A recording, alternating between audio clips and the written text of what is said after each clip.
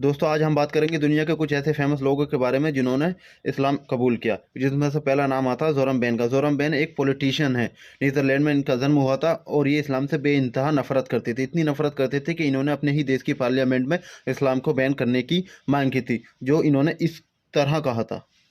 Die moet worden tegengegaan, verzoekt de regering de islam zoveel mogelijk uit Nederland te bannen en gaat over tot de orde van de dag.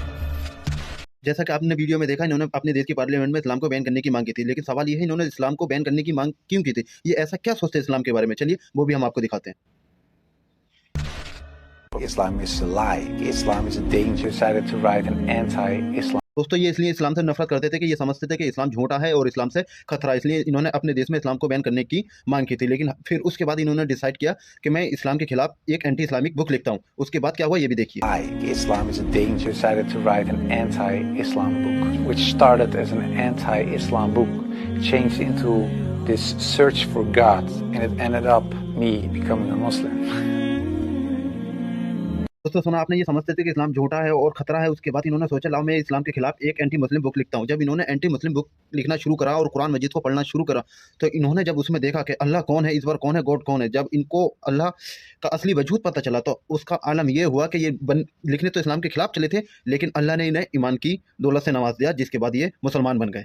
और उसके बाद मुसलमान बनने के बाद इन्होंने क्या कहा वो भी सुनिए।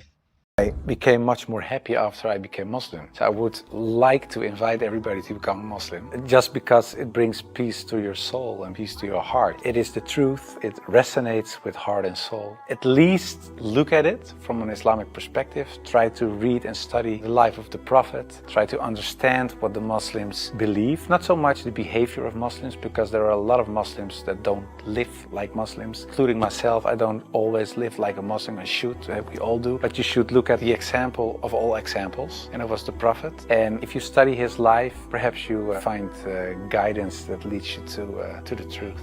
जैसा कि इन्होंने अपने बयान में कहा कि इस्लाम एक्सेप्ट करने के बाद इनकी पूरी ज़िंदगी ही बदल गई। इनके दिल को बहुत सुकून मिला, इनकी रूह को बहुत सुकून मिला। इन्होंने बताया कि अगर आपको ज़िंदगी जीने का मकसद पता होना चाहिए कि आपको कैसे ज़िंदगी जीना है, तो आप इस्लाम के प्रॉफिट की लाइफ पढ़िए। उससे आपको बहुत कुछ सीखने मिलेगा और आपको पता चलेगा कि आपकी ज़िंदगी का असली मकसद क्या है और ज़िंदगी जीते कैसे हैं। चलिए अब हम बात करते हैं दूसरी फेमस पर्सनालिटी, जिसका नाम है कैशियस केले। जी हाँ, ये वही कैशियस केले हैं जिनको आज दुनिया मोहम्मद अली के नाम से जानती है। जी हाँ, वही मोहम्मद अली जिन्हें बॉक्सिंग का किंग कहा जाता है। इस्लाम एक्सेप्ट करने वालों की बात और मोहम्मद अली का नाम ना हो, ऐसा हो ही नहीं सकता। इनके बिना ये लिस्ट अधूरी रहती है। मोहम्मद अली का इस्लाम एक्सेप्ट करने का एक सबसे बड़ा रीज़न ये था कि उनकी ही जाति के लोगों पर, जो काले थे, उन पर गोरे लोग बहुत अत्याचार करते थे, जो आज भी हालांकि होता रहता है, दिन आप देखते होंगे। तो इससे ये बहुत ज़्यादा प्रभावित हुए, जिसके बाद इन्होंने इस्लाम की स्टडी करी और इनको पता चला कि इस्लाम कैसे छोटे बड़े, ऊंचे नीचे, कारे गोरे, अमीर गरीब को बराबरी का दर्जा देता है। इससे इतने ज़्यादा ये इंप्रेस हुए, इन्होंने इस्लाम एक्सेप्ट किया। और इस्लाम एक्सेप्ट करने के बाद इन्होंने अपना नाम मोहम्मद अली रख लिया। जब मोहम्मद अली से एक रिपोर्टर ने पूछा कि आपका कोई बॉडी गार्ड है, तो उस पर मोहम्मद अली ने क्या जवाब दिया, आप भी सुनिए। You have a bodyguard. You have. No, you don't. I got one bodyguard. He has no eyes, though he sees. He has no ears, though he hears. He remembers everything with the aid of mind and memory. When he wishes to create a thing, he just orders it to be and it comes into existence. That's God. Oh, he's my bodyguard. He's your bodyguard. He's the supreme. जैसा कि आपने सुना कि मोहम्मद अली ने क्या कहा कि हाँ मेरा बॉडीगार्ड है, जिसके ना तो कान है लेकिन वो सब कुछ सुनने वाला है, ना ही उसकी आंखें लेकिन वो सब कुछ देखने वाला है, और वो बहुत पावरफुल है, बहुत ही ज़हनी है, बहुत ही इल्म रखने वाला है, जिसकी वजह से दुनिया में हर चीज़ चल रही है। वो अल्लाह है, वही मेरा बॉडीगार्ड है, वही गॉड है। इस्लाम एक्सेप्ट करने पर तीसरे नंबर की फेमस पर्सनालिटी आती है साउथ कोरिया के दाऊद किम। जी हाँ, जिन्होंने इस्लाम एक्सेप्ट करने के बाद अपना नाम दाऊद किम रख लिया था। ये बॉय प्रोफेशनल एक सिंगर थे और एक्टर थे, लेकिन इनका एक यूट्यूब चैनल भी था जिस पर ये इस्लामिक वीडियो पर रिएक्शन दिया करते थे। लेकिन धीरे धीरे इनको इस्लाम की बातें अच्छी लगने लगी और इन्होंने इस्लाम के बारे में रिसर्च करना शुरू कर दिया। और इन्होंने जैसे ही कुरान पढ़ा, उसके बाद इन्होंने 2020 में अपनी फैमिली के साथ इस्लाम एक्सेप्ट कर लिया। और उसके बाद इनके ही खानदान के दर्जनों लोगों ने इस्लाम एक्सेप्ट किया और आज ये इस्लाम का प्रचार साउथ कोरिया में जोर शोर से करते हैं, जिसकी वजह से इनकी वीडियो देखकर हज़ारों लोगों ने इस्लाम एक्सेप्ट किया है। और इन्होंने साउथ कोरिया में मस्जिदें भी बनाई हैं और आए दिन दाऊद किम उम्रा पे जाते रहते हैं, जिसकी एक वीडियो ये रही। Assalamualaikum warahmatullahi wabarakatuh. I come here, Mecca, finally. I prayed this direction for 2 years and now I finally come here. I'm so speechless, I'm so impressed, and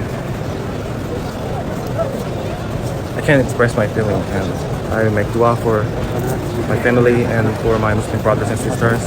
La ilaha illallah Muhammadur Rasulullah. MashaAllah.